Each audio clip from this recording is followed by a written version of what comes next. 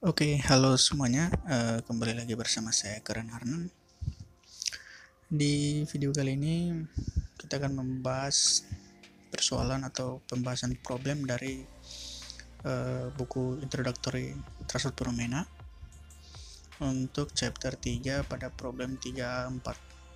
Ya. Oke, kita langsung mulai saja. Di sini soalnya mengenai viscosity determination with a rotating cylinder viscometer, yaitu penentuan viskositas dengan viskometer silinder berputar. Di sini diinginkan untuk mengukur viskositas, dengan konsentrasi sekitar 60% berat pada suhu sekitar 20 derajat Celcius dengan viskometer silinder berputar. Nah, seperti ditunjukkan pada gambar atau figur 3.7-2, Alat ini memiliki silinder bagian dalam dengan diameter 4000 cm yang dikelilingi oleh silinder konsentris yang berputar dengan diameter 4,5 cm. Maaf ya, di sini 4,5 cm.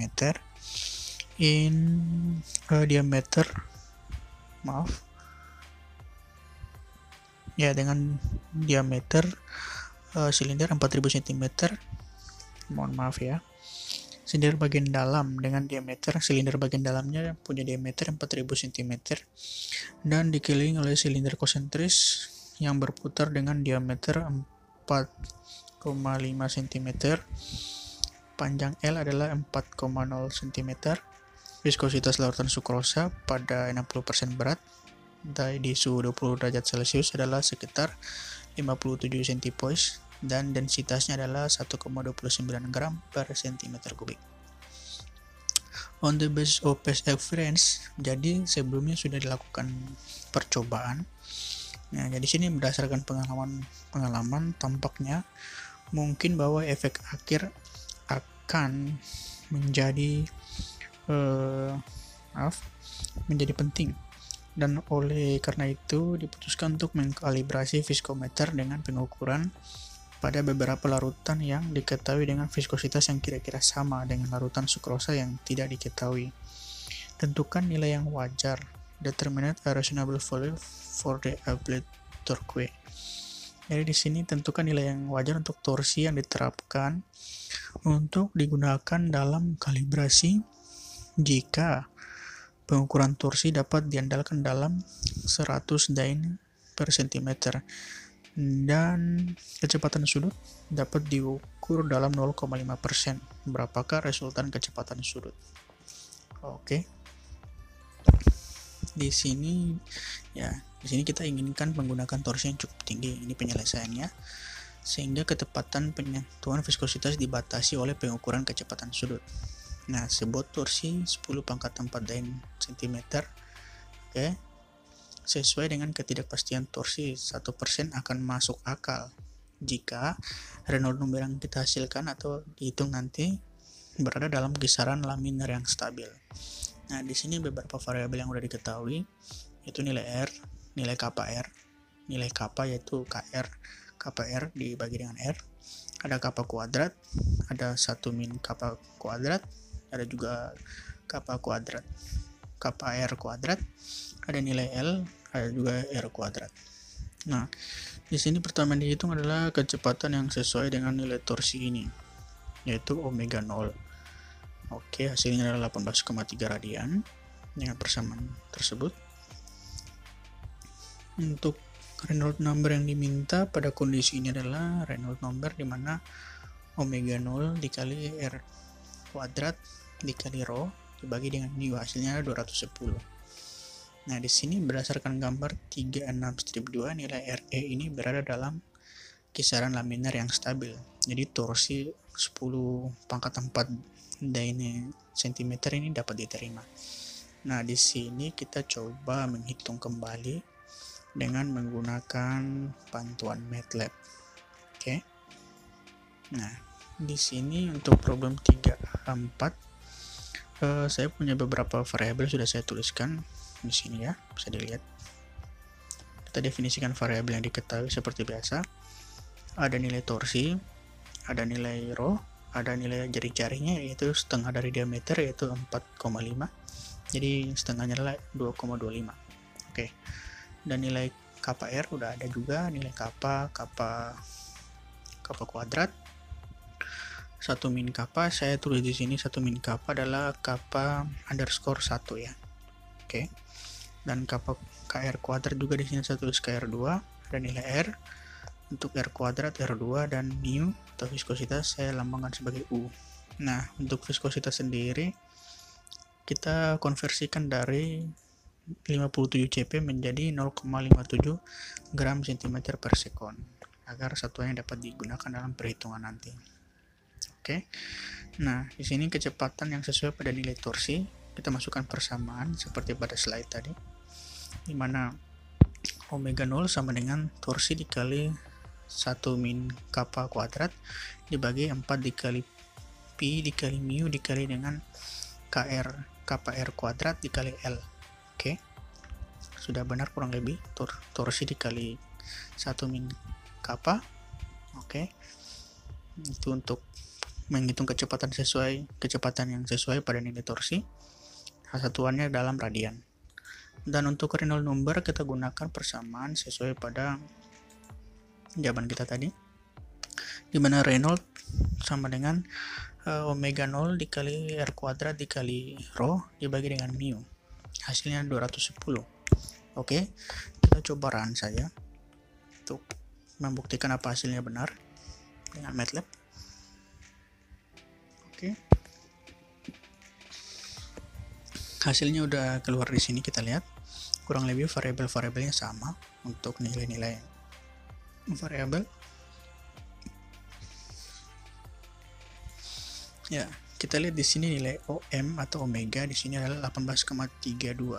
Kita lihat ya, pengerjaannya kurang lebih sama, 18,3 untuk satuan radian, dan untuk nilai RE atau Reynolds number adalah 209,9227. Jadi ini dibulatkan ke atas menjadi 210. Oke. Seperti pada maaf, hasil di sini 210 ya. Ini harusnya tadi adalah hasilnya 209,92. Jadi dibulatkan ke atas. Kurang lebih perhitungan kita sudah benar. Sekarang kita masuk ke problem berikut. Ini ya, problem 3A5. Di sini tentang fabrication of parabolic mirror. Jadi tentang pembuatan cermin parabola. Nah, di sini diusulkan it is proposed to make backing for a parabolic mirror by rotating a pan of slow hardening plastic resin at constant speed until it hardens. Lihat figur 37 step 7 dari buku Introductory Phenomena Robert Byron Beard yang edisi pertama ya. Jadi di sini diusulkan untuk membuat backing untuk cermin parabola dengan memutar panci resin plastik. Nah, pengerasan ini lambat dengan kecepatan konstan sampai mengeras. Pada figur kita bisa lihat pada figur atau gambar 3.7 step 7. Di sini diminta hitung kecepatan putar yang diperlukan untuk menghasilkan cermin dengan jarak fokus f sama dengan 100 cm. Panjang fokus adalah setengah jari-jari kelengkungan pada sumbu yang selanjutnya diberikan oleh persamaan 3A5-1. Di sini jawabannya adalah 21,1 rpm atau rotation per minute. Oke. Di sini kita akan coba menghitung untuk mencari jarak fokus yang dibutuhkan untuk menghasilkan cermin. Kita akan mencari kecepatan putar. Jadi dalam pembuatan parabola ini menggunakan resin, kita memerlukan kecepatan putar agar menghasilkan cermin dengan jarak fokus 100 cm. Oke. Di sini sudah saya selesaikan. Step pertama itu kita buka persamaan 36 strip 44. Di sini memberikan Persamaan ini memberikan bentuk permukaan bebas sebagai Z min Z0 sama dengan omega kuadrat dibagi 2 dikali gravitasi G dikali R kuadrat atau jari-jari. Nah, step kedua adalah turunan yang diperlukan dari fungsi ini pada sumber rotasi adalah dz per dr sama dengan 0 dan d kuadrat z sama dengan per dr kuadrat sama dengan omega kuadrat per g. Nah, pengaturan panjang fokus yang diinginkan ini sama dengan setengah jari-jari pada kelengkungan permukaan cermin ketika R sama dengan 0. Dengan menggunakan persamaan yang tadi dikasih di atas ini, persamaan 3A5 strip 1 ya. Oke. Kita peroleh, jadi perubahan rumus dari yang tadi kita dapatkan rumus fokus untuk mencari nilai fokus adalah 1/2 dikali G dibagi omega kuadrat. Nah, jadi kecepatan sudut yang diperlukan untuk menghasilkan cermin dengan jarak fokus 100 cm pada gravitasi terestrial adalah sebagai berikut.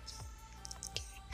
Kita tulis di sini omega, rumusnya omega sama dengan akar gravitasi dibagi dengan 2 dikali F atau fokusnya, didapatkan 2,214 radian per sekon, yang mana ini sesuai dengan di saat 60 omega dibagi dengan 2pi sama dengan 21,1 putaran per menit.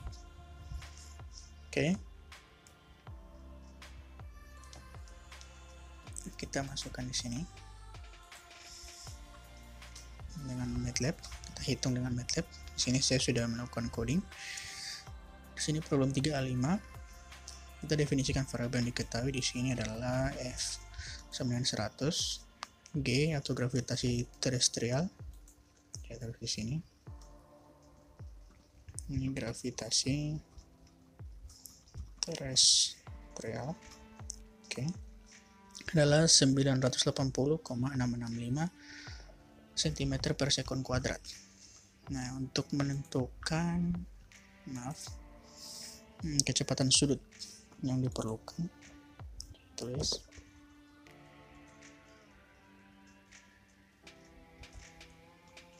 kecepatan sudut yang diperlukan. Kecepatan sudut yang diperlukan adalah, di sini saya kasih omega alias O adalah akar dari G gravitasi dibagi dengan 2 dikali F. Di sini F-nya ada, G-nya ada. Kita run untuk mendapatkan hasilnya. Oke. Di sini hasilnya adalah O. Saya lihat di samping layar sebelah kiri. O adalah 2,2143. Kita lihat dengan jawaban kita. Ya, 2,214. Satu angka tidak dimasukin ya. Kurang lebih pengerjaannya seperti ini. Coba kita hitung ini ya. Apakah sesuai dengan hasilnya 21,1. Kita masukin. Kita tulis di sini RPM. RPM sama dengan 60 dikali dengan omega O dibagi, saya kasih tanda kurang biar lebih mudah, dibagi dengan 2 dikali pi atau 3,14. Oh, maaf, ini koma.